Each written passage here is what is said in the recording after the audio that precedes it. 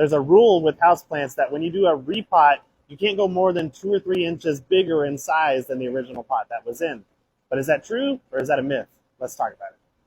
So according to the rules, if I were to repot this money tree, which is in about a 4.5-inch pot, I would have to go into something like a 6-inch pot because it just has a little bit of room around there. And I could not go into a pot this big because that's going to be way too big for it and it'll kill the plant.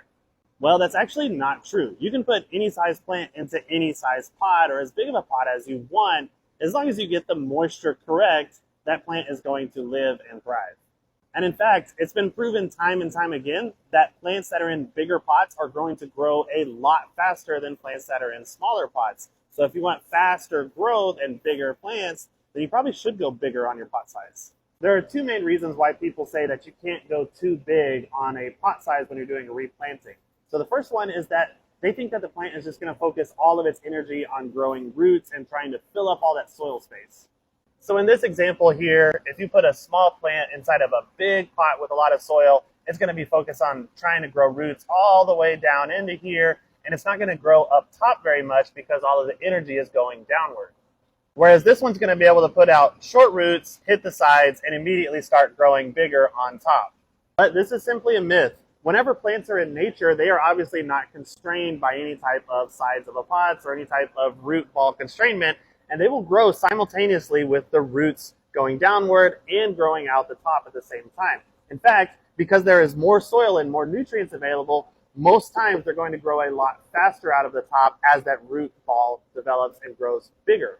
Now, the other reason why people say that you can't go to too big of a pot size is because it's not going to dry out fast enough. And there is validity to this. There are 3 ways that moisture is going to leave a pot or leave the soil in a pot. So the first way is going to be through drainage out the drain holes. The second way is going to be through evaporation. So as that air dries out the soil, it's going to evaporate. And then the third way is going to be through transpiration. So that's going to mean that the roots of the plant are going to pull that moisture out and take it up into the plant. And then it's eventually going to transpire out the leaves of the plant into the air.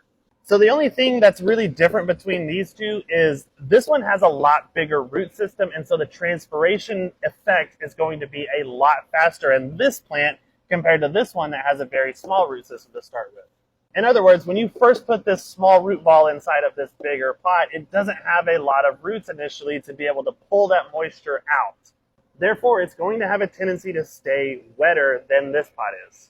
So if you were accustomed to watering this plant every other day, and then all of a sudden you put it in way more soil and you keep watering this plant every other day, it's probably going to stay too wet and potentially give this plant root rot. Now, we as professional greenhouse growers understand that we want our plants to grow fast, and so we break the rule all the time, and we plant little tiny plants into really big pots because we want them to grow fast, but we make sure that we get the moisture correct on these plants. So in order to achieve this, make sure that your pot has good drainage holes. Make sure that your potting soil that you use is very fast draining. And then make sure that you are checking the moisture level before you decide to water that plant. If the soil feels moist when you stick your finger down deep into the soil, then you don't need to water. If it feels dry, then it's time to water. Essentially, though, you can do this however you want to do it. If you want to do incremental pot sizes where you're just going a little bit at a time and you prefer it that way, feel free to do that. If you want to go to a bigger pot because you don't want to have to repot so often, you can also do it that way as long as you get your drainage and moisture levels correct.